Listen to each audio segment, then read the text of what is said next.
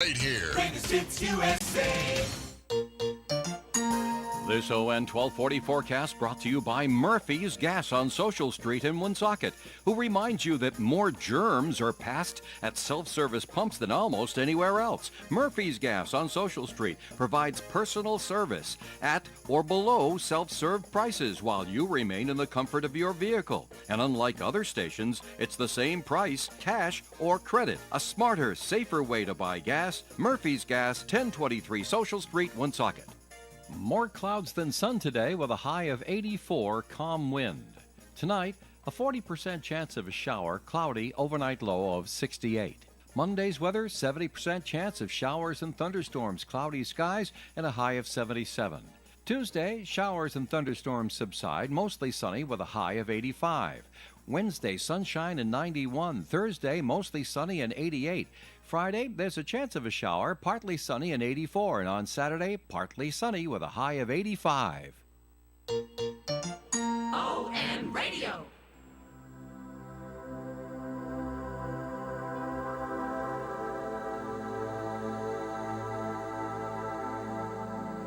Welcome to Behind the Paranormal with Paul and Ben Eno. Who is God? Are our ideas about the divine based on the human race's experiences with aliens? How would human religions and cultures respond to the disclosure of alien life? Hello and welcome to the 1004th edition of Behind the Paranormal with Paul and Ben Eno, coming to you from WOON AM and FM radio in Woonsocket, Rhode Island, on the Paranormal Radio app, from TalkStream Live on YouTube, and all sorts of other spots, especially here, live, WOON, here at the corner of Park Ave and Kennedy Street in Woonsocket, Rhode Island. I'm Ben, and that was Paul, and today we bring you a new friend on some very basic questions that may have some very interesting answers. ET experiencer, UFO researcher, and biblical scholar Ella Lebain is the author of the 6-book series Who's Who in the Cosmic Zoo, a guide to ETs, aliens, exoplanets, and space controversies. Originally from New York City, Ella was educated in Israel. In 1979, she received a social sciences degree from the Biological Research Center of Negev, a department of Ben-Gurion University. Ben-Gurion University, where she studied Biblical Hebrew and science, going on to receive an astronomy degree from the Hayden Planetarium in New York City in 1988. Her own close encounters caused her to dig deeper into what has become a 44-year journey to get to the truth about UFOs, aliens, ETs, gods, plural, and angels, and how they all fit into our end times scenario. Ella lives in Colorado. Her website, who's who in the cosmiczoo.com. And today we will be looking into book 2 of the series, Who is God? Ella Lebain, welcome to Behind the Paranormal. Thank you. Hello. Well, Ella, let's start with a very with a firecracker of a question. Who is God? 25 words or less. I'm kidding. Well, God, G-O-D, is a title. So there are multiple gods, and there's also the God of gods. So what I offer in Who is God, Book 2, is a cast, is delineating and identifying a cast of characters of gods, as well as showing who the God of gods is, the creator God. So just to distinguish between them. Okay, there was 25 words or less. All right. One of the things that, if you read the writings of Gandhi, Mahatma Gandhi, he talks about God in the singular. And he was a Hindu, first of all, that's kind of a European word, and the Hindus are renowned as polytheists, worshippers of more than one god. But perhaps you can comment on the concept that polytheists very often, the educated ones anyway, will essentially worship one God in many forms. Is that correct? Well, I'm no expert on Hinduism, but yes, you are correct. It is polytheism, and I guess it really depends on who you speak to, as to because some of them will go and worship different gods for different reasons. Like the fertility god, or the god of protection, or the god of destruction, and they beseech them for whatever purpose they need. And this is very similar to ancient Egypt, which was also polytheistic. And it wasn't until the pharaoh Akhenaten arrived on the scene where he inserted monotheism into the Akashic record of the planet, so to speak. And even though they didn't exactly embrace it completely, when he left, they went back to polytheism. But he still did his purpose because it planted the seed for monotheistic religions that came later. Now, Ben, did you want to? Oh yeah, sorry. I was trying to pull up something interesting. Well, I have another question if you want to. Well, please, by all means, Father. I've always been fascinated by Akhenaten, who, oddly enough, was a very strange-looking cat, and he apparently had some sort of what today we might interpret as a UFO experience in the middle of the desert someplace. And all of a sudden he was converted to monotheism, the worship of one God, namely the sun disk. Interesting use of a term, and I've looked that up, and that's pretty much what it says in ancient Egyptian. How do you interpret that? Now a lot of people don't realize that his successor, none other than King Tut, restored polytheism to Egypt, much to the relief of the priestly class. So Yes. how do you interpret that event? That's really strange. Well, yes, you're correct. That's exactly what happened. They went right back to polytheism. That's where they were before Akhenaten came. So I have a piece of history that I researched about him that's in my first book, Who's Who in the Cosmic Zoo, and that Akhenaten came from the Sirius star system. Seriously, Sirius A, I B. see what you did there. Yeah, it's a trinary system, and as you said, he was a strange-looking dude, and that was because he was alien. He had the elongated head, and they're seeing these skulls all over the place on the planet. In our archaeology, just so that it's evidence that these beings existed once on Earth. I think that his mission was to insert the idea of oneness, of a one God, of everybody coming together under one umbrella, so to speak. And even though, as you said, they didn't hold on to it, it still got recorded in the Akashic record of the planet, which means that now, later on, it was a seed that was planted, and then people had that idea. So when Moses appeared on the scene, he was very similar because he was also talking about one, preaching and teaching one God.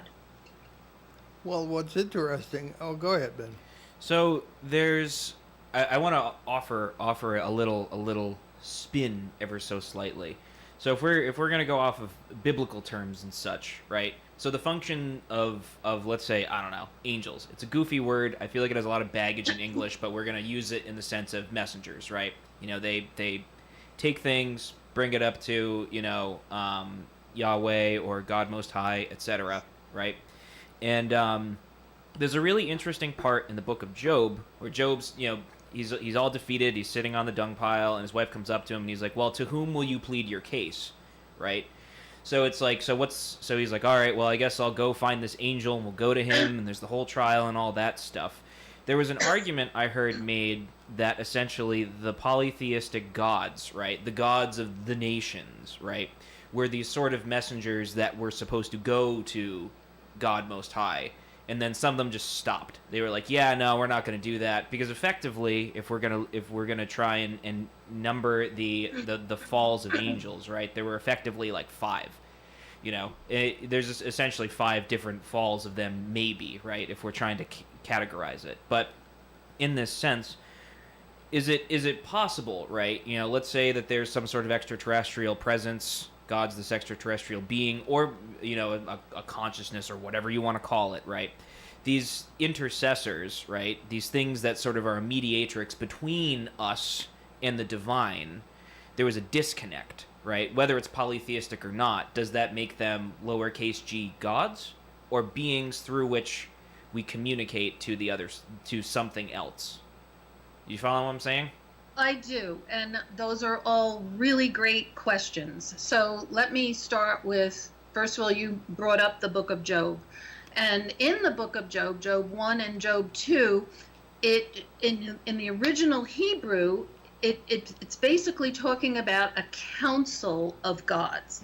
Okay? So that gives you a different scenario of a cast of characters that is involved in this drama that Job was in.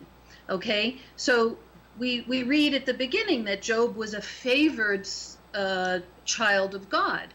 The Lord blessed him with a big family, and he had lots of cattle, and he was a rich man, and he was favored in God's eyes. As far as God was concerned, he really wasn't, he wasn't doing anything wrong.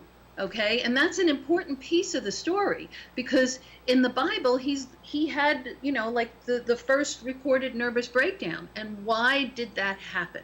So we see that there's a character that comes in that says in Job 1 and Job 2, first of all, the word Elohim is used. So now the big one.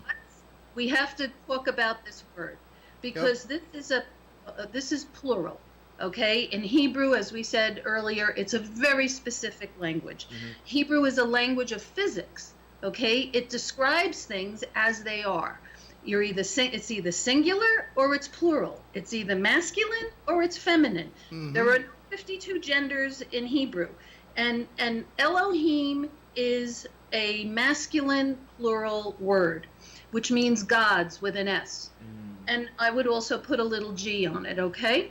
Because it's a group, it's a pantheon of them, a council of them. So it says in Job 1 that he went to the courts of heaven. Satan, the Elohim went to the courts, and Satan was among them. Among who? Among the Elohim.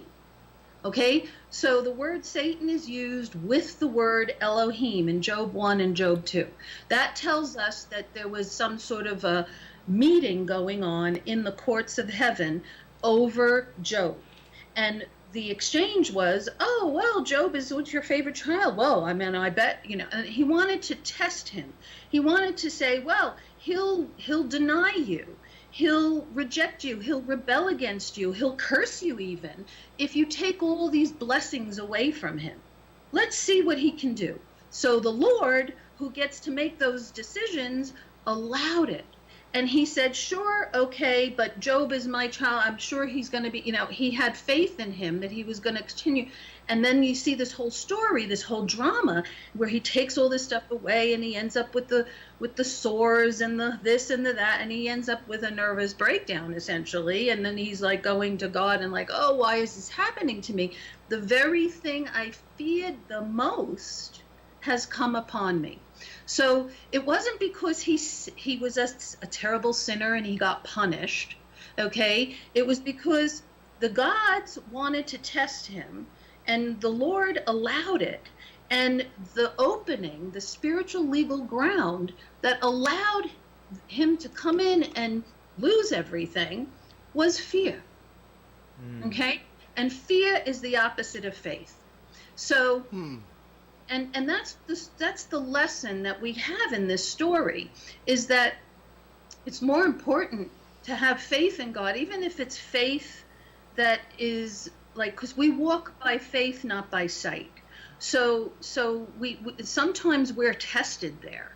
I mean, oftentimes, okay, daily basis, in the way the world is today, and that's a switch that we have to like either switch on and be aware of that in ourselves. I mean, you know, the consciousness is to be conscious of who you are. You know, are you operating in fear, or are you operating in faith in your creator God? Okay, because he created you, he gave you breath, and that breath can go like gone in a second. Oh yeah. Okay. Yep.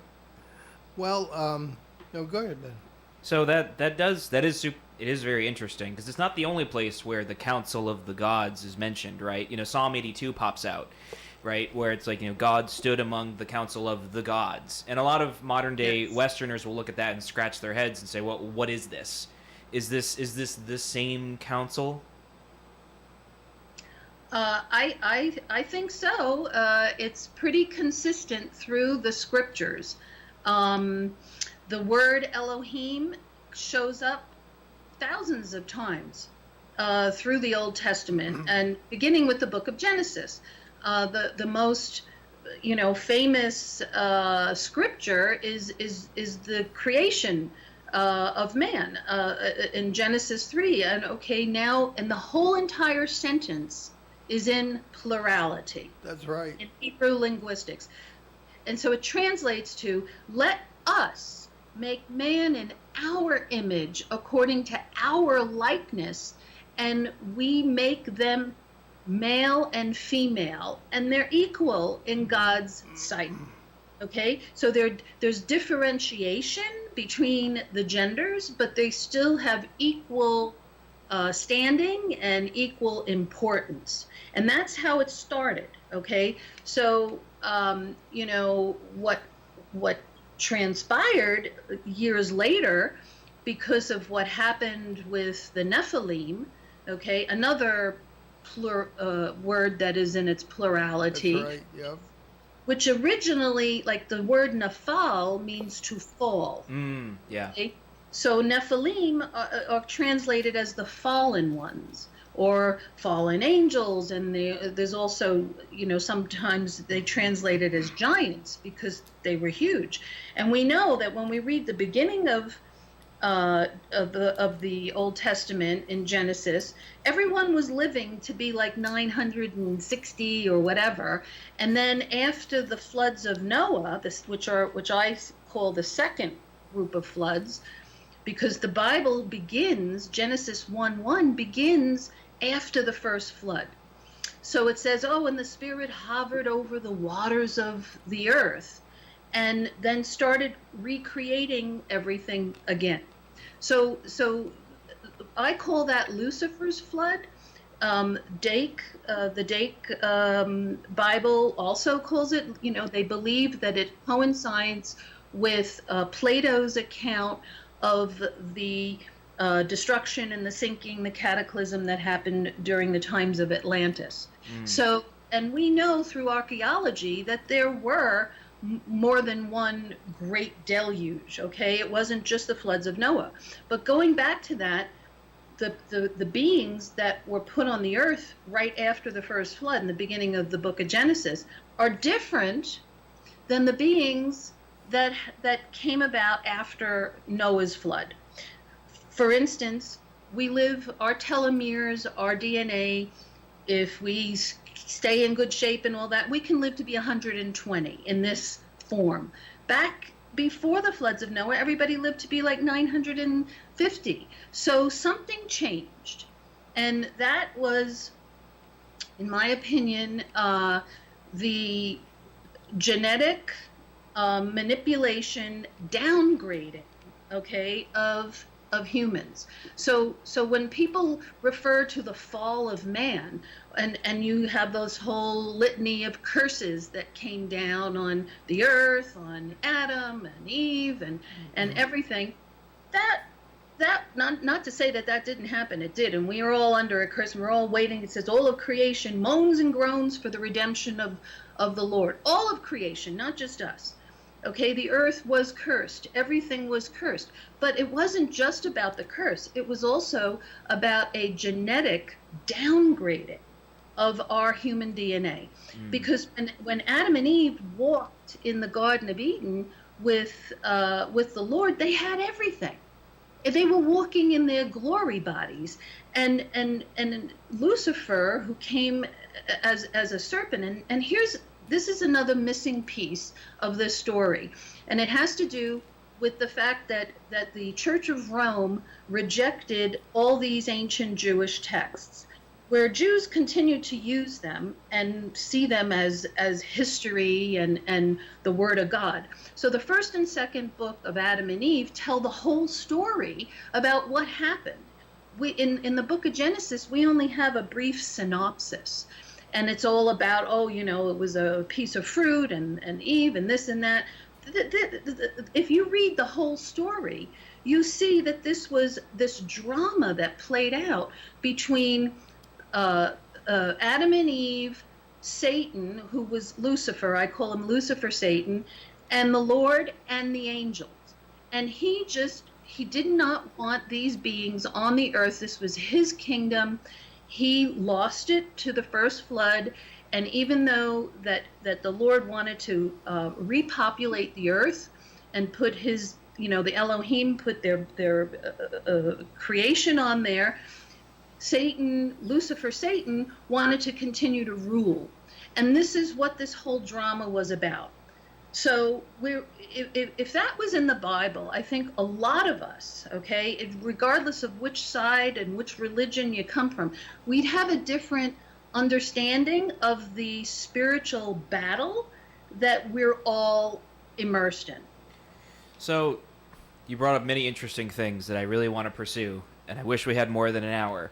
One of the things I think we're going to do more shows. Probably, yes. So I want to introduce something prior to the. Well, we have a few minutes up before our break, so I want to talk about something. There's two things I really want to get to. One is Gigantomachy. The second one, which is essentially the War of the Giants, right? That's recorded throughout different Mediterranean sort of mythologies, up to and including the Hebrews, etc. The other portion of it, I think, is incredibly important, and nobody talks about this enough, which is a cosmological anthropology, right? We, as modern-day, good old materialists, right, we see ourselves as apart from the world. And Charles Taylor, the wonderful Canadian philosopher, has this very interesting way in which he describes the self, right? So there's two sort of versions of the self. There's the modern self, sort of the modern man, which is the buffered self, right? We build a wall between us and the world so we can analyze its parts and break it down. Then there's the porous self, which is sort of the pre-modern man, which is which the border between oneself and the world is fluid. How we interact with the world is a give and take. And one of the really interesting things that I learned over the last few years of listening to a lot of different lectures and reading different books is how ancient people viewed themselves as a part of the world, right? We really like to think nowadays that everything is broken into parts, right? And that, spirituality is kind of tacked on at the end. Mostly thanks to our 19th century German friends who viewed history as a science that we can break apart and analyze. But, even Aristotle will tell you that we can't know the essence of events.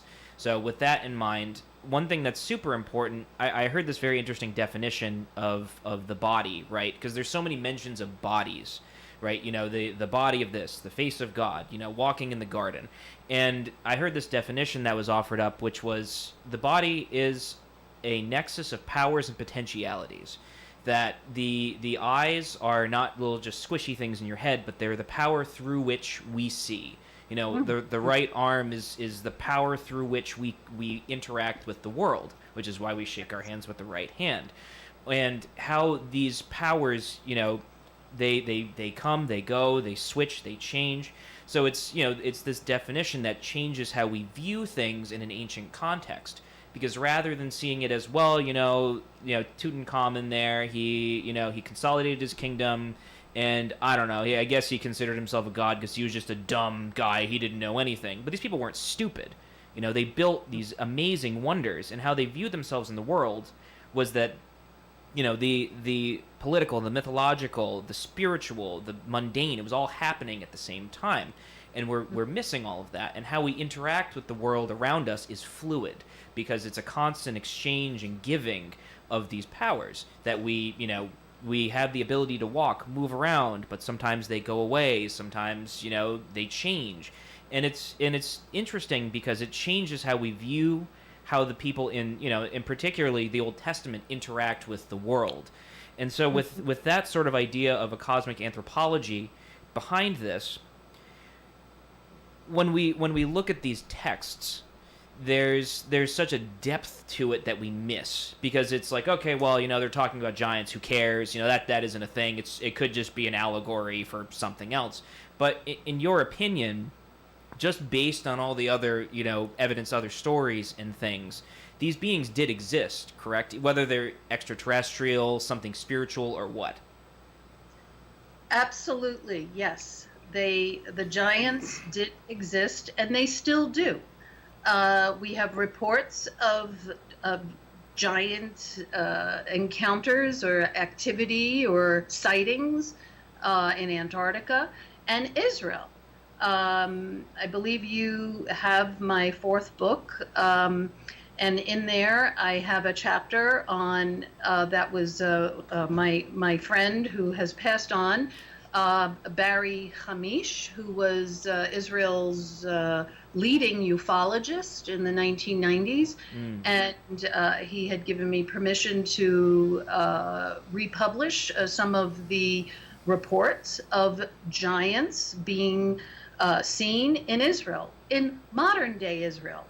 Okay, so we know that just based on the biblical record, we also have archaeology that's been hidden and forbidden and covered up, that giants existed on this planet. They lived, and there's remnants of them all over the place. So it's hard to deny evidence and science and reports. And we also see evidence literally etched in stone, where you see the Sumerian tablets and the Egyptian pictures that show these giant beings ruling over smaller beings, which would be the humans. So there was a genetic manipulation that went on in the early part of Genesis. And it's my opinion, and you were talking about how the body has all these different, portals. I C.S. Lewis said, and this is a great quote to use, because he says, there's no neutral ground in the universe. You're either owned by God or countered by Satan. And even people who are atheists, who have no belief in anything whatsoever, okay, they are not walking around as empty vessels. Okay, so because of how the human body is created, as you were saying, we have it's not just squishy eyes. It has its vision. It's connected to our brain. It's connected to the right arm. All these powers that we have, they're coveted, okay, by these other beings. And this is the consciousness. When people talk about, expanding your consciousness to ascend or to understand this and that about the universe, we need to understand that we are multi-dimensional beings, okay? And they see that in us, okay? And that's why they want to use us as vessels. So we have to be very discerning and careful about who we let in to our bodies, okay, and who we seek. So unfortunately, like when people research and then they don't understand at the beginning of the journey that there is a battle that is going on over our souls, over our minds, over our bodies, over our spirits. And once we get that, and we pick a side, okay, then we know, okay, this is who we are representing, and we can walk in faith, okay, and not be stolen, okay, because our energy is going to be taken from here or put over there. And this is what the aliens do. I mean, the abductions can actually take memories out of one person and insert them into another person. Okay, so human beings are very, bendy, malleable, flexible. Believe it or not, even, the real stubborn ones out there, they still are, there's a stronghold in them that makes them that way. Okay, I mean, you can break it down and say, oh, well, it's pride, or it's this, or it's that. No, it's a spiritual energy, okay, and entities. And that's part of the problem here. Okay, and that's what happened to us as human beings, why we got downgraded, because they want to maintain control over planet Earth and over the creation, which, we are part of that. Well, let's take our mid-show break on that cheery note. You're listening to Behind the Paranormal with Paul and Ben Eno on WOON 1240 AM and 99.5 FM. In New England's beautiful Blackstone River Valley. We'll be right back with our fascinating guest, Ella Labine, in just a minute. The St. Anne Arts and Cultural Center is celebrating Christmas in July at Cellos in Woonsocket on July 16th. This family-friendly event will feature tropical holiday music, summer Christmas decor, and of course Santa and Mrs. Claus will be on hand for pictures. Participate and be entered to win special prizes. To participate, pick up a sponsor card at these supporting businesses: The Honey Shop, Timeless Antiques, Champ's Diner, Missy's Family Restaurant, Belo's Flowers, Vos True Value Hardware, Little General, or print the card online from the St. Anne Arts and Cultural Center website. We're local and live at 99.5 FM, ON, And AM, welcome and back to FM. Behind the Paranormal with Paul and Ben Eno at WOON AM and FM. And Ben, take it away. Yes, so we're back talking with Ella Labine on interesting cosmological questions, and I have so many thoughts, and I'm gonna start with some really intriguing things, because now that we're talking about sort of this idea of Nephilim, fallen ones, etc. Og, king of Bashan, right? A very important figure in Numbers and Deuteronomy, so much so that there was a lot of time and care put into the specific measurements of his bed. Right there, that was mentioned very specifically. It was 19 cubits by 3 cubits. Cubit being roughly the length of your middle finger to your elbow. For those who did not know, sometimes there was the king's cubit as well. And so one of the really interesting things I found about that was very recently there was a ziggurat discovered, and in that ziggurat was a bed roughly the same dimensions as this. Now, if that doesn't scream, significance, I don't know what does, right? So it's fascinating to me because him, Sion, all these other beings were pointed out as being a part of these sort of the Nephilim, etc., right? It was called out specifically for this reason. And there's definitely a way of reading it where people are like, well, the Hebrews just wandered around and committed genocide. And it's like, well, that's not really what happened, So would you be able to explain this whole process? I don't know about the process, but I think process. It's not the right word, but explaining it. the words that you just brought up that come out of the Bible. Well, first of all, ziggurat, okay?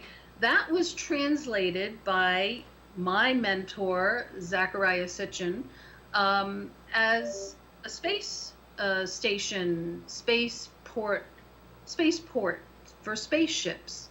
Okay, and that's what he proved, is that that's what the ancient world did, is that they built these, they looked like pyramids without a top, without a cornice, and they were used where spaceships would land. Okay, so the there's a lot of material in the Old Testament, including what you've just quoted, that is very descriptive of aerospace technology. The book of Ezekiel is probably the biggest piece in the Bible that is aerospace engineering, and it's all about spaceships.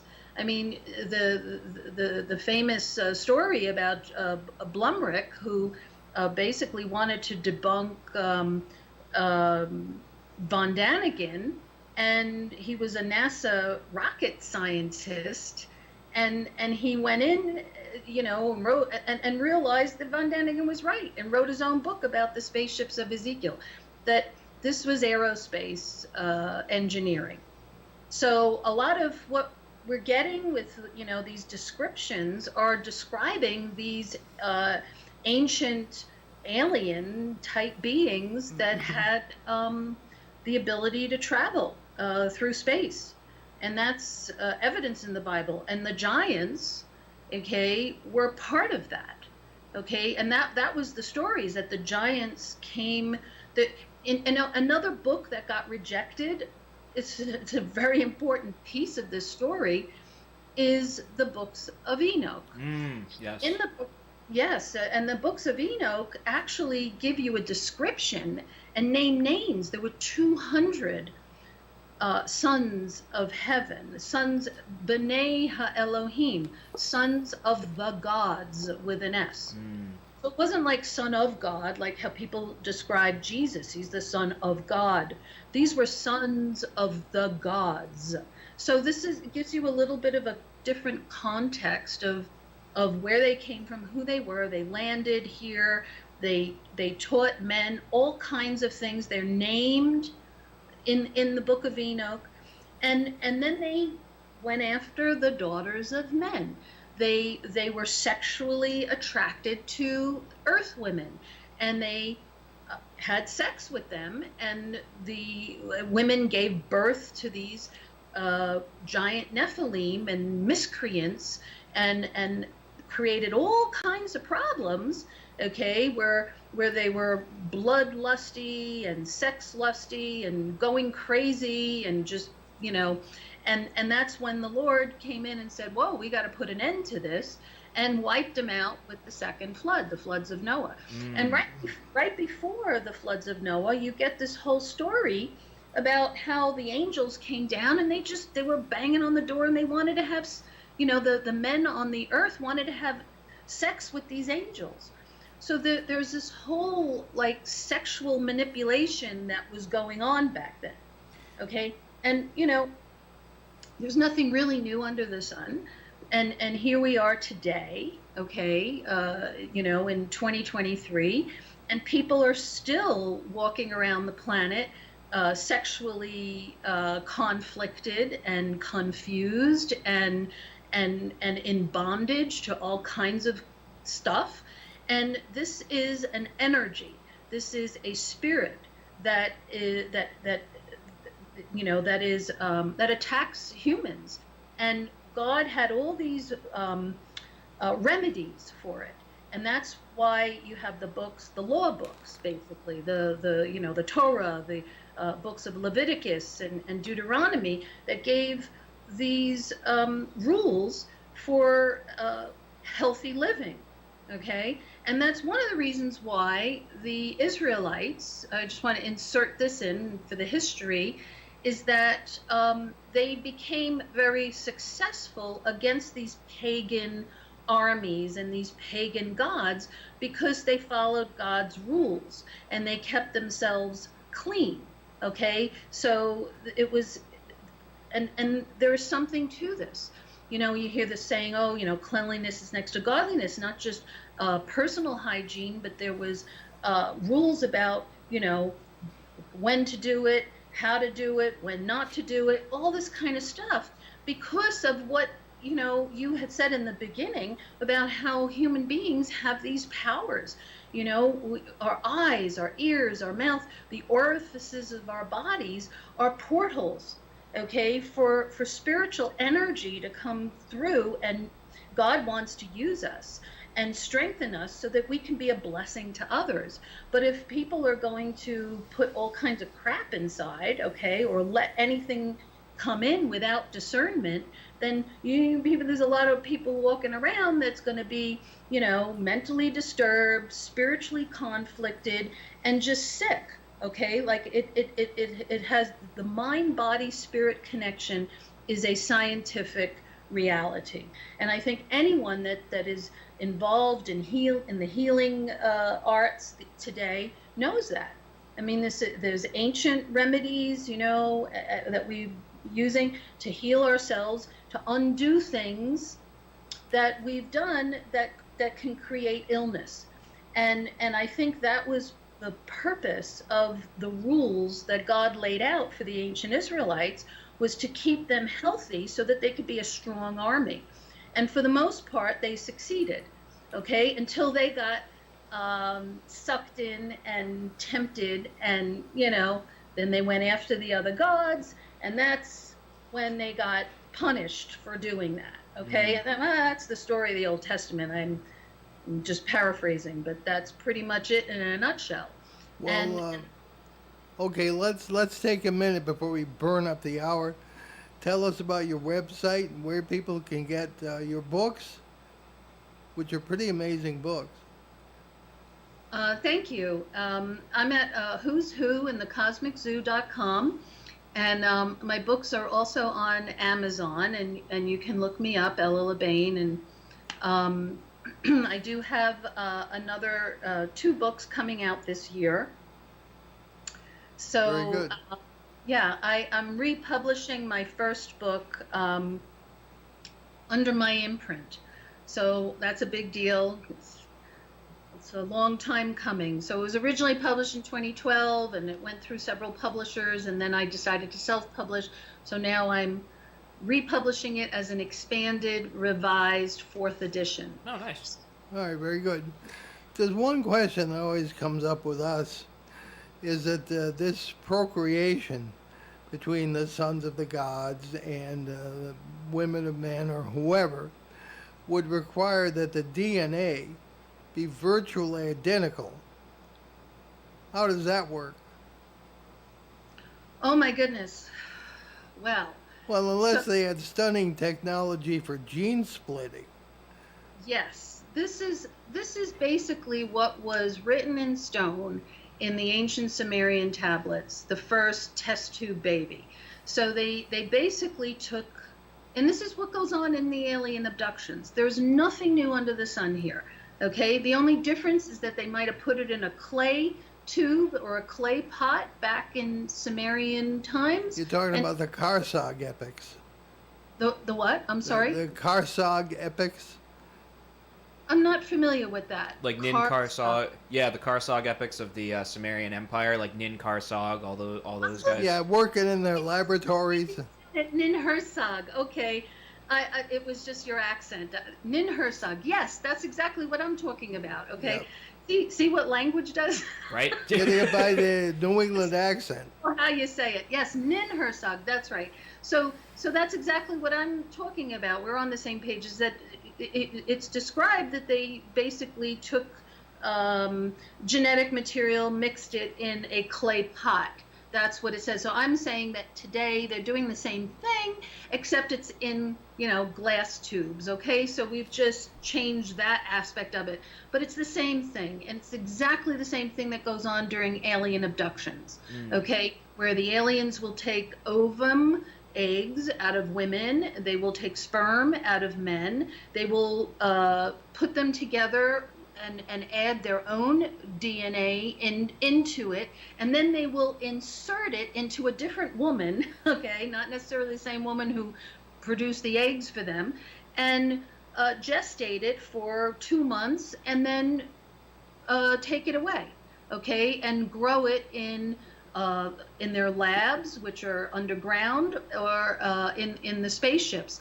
And this is the whole thing that's going on, is the alien human hybridization program, okay?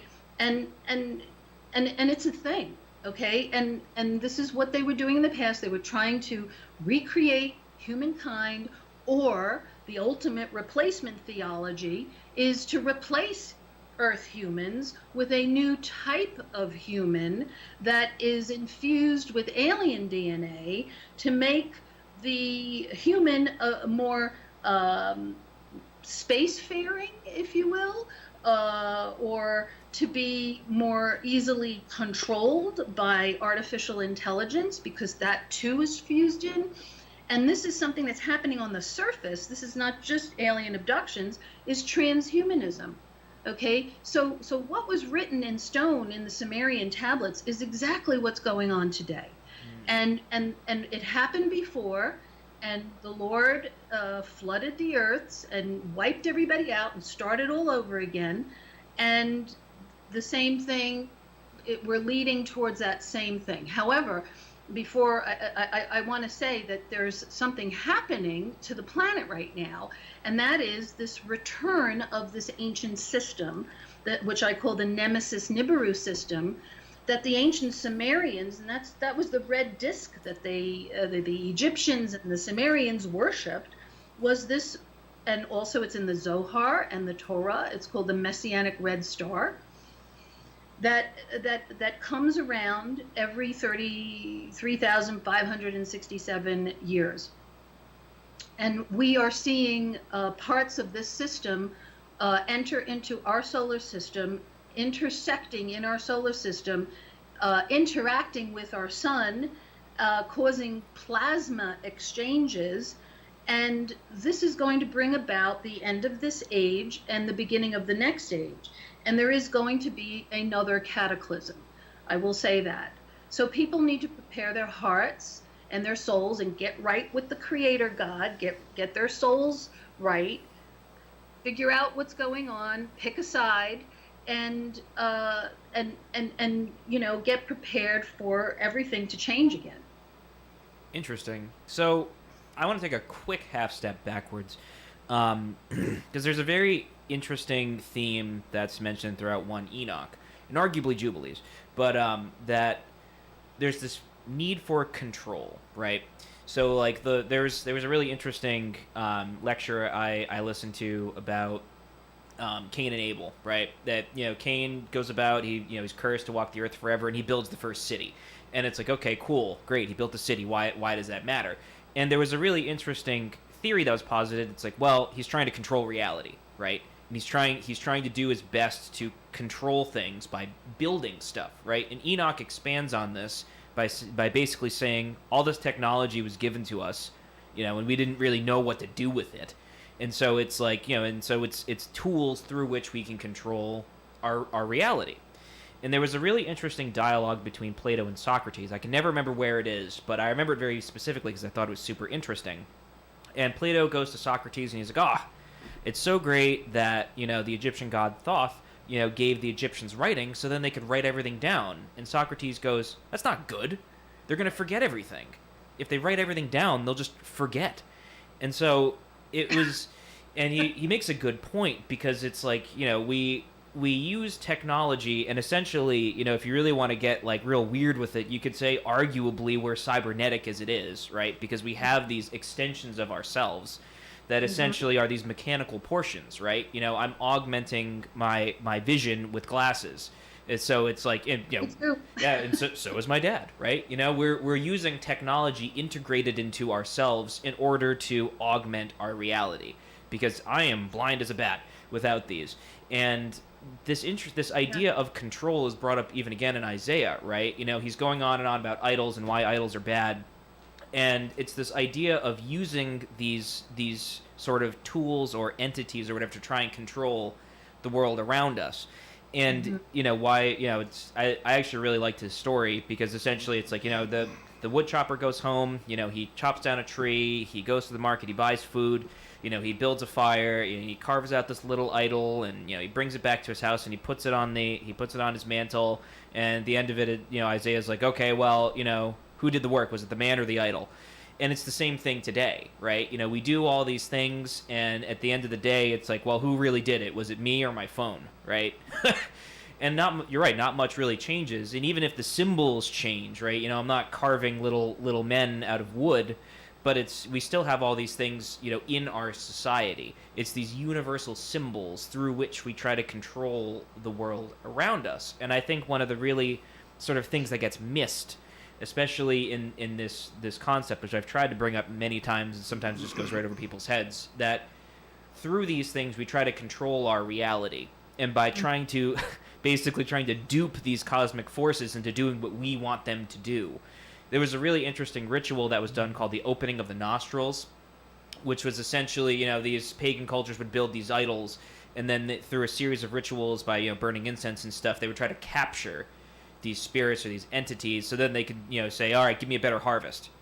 And it's like, you see the differences between the idols. I think it was of Athena in Athens versus Cyprus. And there was a difference between the two of them and how they looked and how they functioned. And it's the same sort of thing nowadays. Now, before we burn up the hour, I want to get your thoughts on this idea of control and us trying to dupe these forces. Well, everything you said is true historically and now, and I think that the big problem that we're all facing, one of our biggest threats to humankind, or the human race, is artificial intelligence and transhumanism. And that is the ultimate type of control, where now, we're walking around with this in our hands, but, eventually they want to fuse it into our bodies, okay? And then the idea is, who gets to control that? Is your mind anymore? Is your soul anymore? Because this is what the battle is about, over our minds and over our souls, and who gets to control the human vessel. So there's a battle over our freedoms right now, spiritually, mentally, psychologically, physically, chemically, genetically, economically. I mean, this is what we're dealing with. This is our situation. And this is one of the reasons why we need a Messiah. We need someone to set the captives free. And that's what Yeshua said in Isaiah 61, and also, in Luke, is that he came to set the captives free. People have to question, who are the captives? The captives are us, to this matrix, to this system. And what you were describing about what went on in the past, this is all, using sorcery and magic to basically get demons to help them with this, that, and the other thing, is all part of paganism and idolatry. And that's something that's the biggest lesson of the Old Testament. That's what caused the Israelites to lose their land. And the fact that they're back in their land, okay, that Israel is now a state again, which nobody thought could happen. And when it was in a virtual drought for 1,800 years, and then Israel is now back, and that's a big piece of Bible prophecy. Okay, so I think everyone needs to keep their eyes on what's going on in the Middle East, because the Middle East is ancient portals for all these beings that we've been talking about today. And they're not dead. They haven't disappeared. They are returning. Some of them have already returned, and some of them have never left. They've been here all along, living amongst us inside the planet. Okay, So well, we're out of time. Next Okay. time I want to talk about how you tell the real God from alien do-gooders. So in any case, thank you so much. And stick around. We're going to do our announcements, and take it away, Ben. Yes. So we have a couple of things coming up. So if you're anywhere around in the Greater New England area, the Greater New England UFO Conference is back. And this will be a one-day event that's on November 4th in Leominster, Massachusetts, and you can wait for more details on that as time comes along. And you can visit our show website, behindtheparanormal.com, where you can find nearly 1,200 hours of our regular shows and special broadcasts since 2008 from CBS Radio, Achieve Radio, and here on WOON, AM, and FM. Also, you can hear many of these broadcasts on the major podcast platforms, including iTunes, Apple Podcasts, Spotify, and YouTube. Anywhere that you get your podcasts, there we are. Download our show app. It's free at BehindTheParanormal.com. Browse our books along with those of our guest co-hosts, all at that website. Yes, and our website also has a charity page with links to several good causes we have adopted over the years, including Hope for Hilldale Cemetery in Haverhill, Massachusetts, USA Cares, Canadian Veterans Advocacy, Helping Haiti's Orphans, the Crohn's and Colitis Foundation of America, the Sisterhood of Ground Zero, and most recently, a GoFundMe page for the folks in East Palestine, Ohio, site of the recent train wreck and chemical fire. So what's cooking for next week, Ben? Well, next week, that's July 16th, we'll bring you an open line show to tackle your questions on all sorts of high strangeness topics. And boy, oh boy, we have so many questions we never get a chance to get to. I know. And it piles up and piles up and piles up, but it's okay because we have open line shows in order to discuss all these things, and it's always interesting, and it's never the same stuff. Very true. Excuse me. So we leave you today with a thought from that old sweetheart Albert Einstein. The true sign of intelligence is not knowledge, but imagination. I'm Paul Eno. No, we still have like about 30 seconds here, Dad. Just Okay. kidding, just started. Return to this I'm not radio Paul, frequency 167 hours from now for another edition of Behind the Paranormal with Paul and Ben Eno.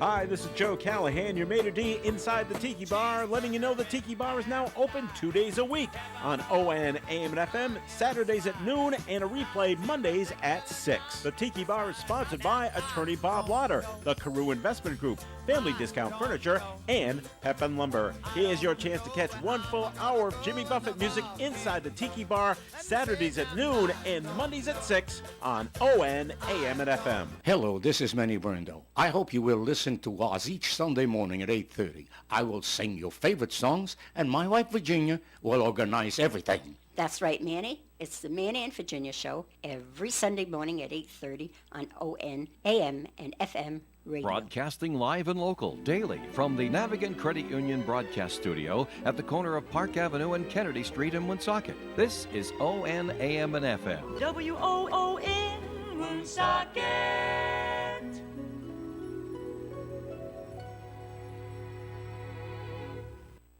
And now, Premier Networks proudly present Casey Kasem's American Top 40, the 80s. This week's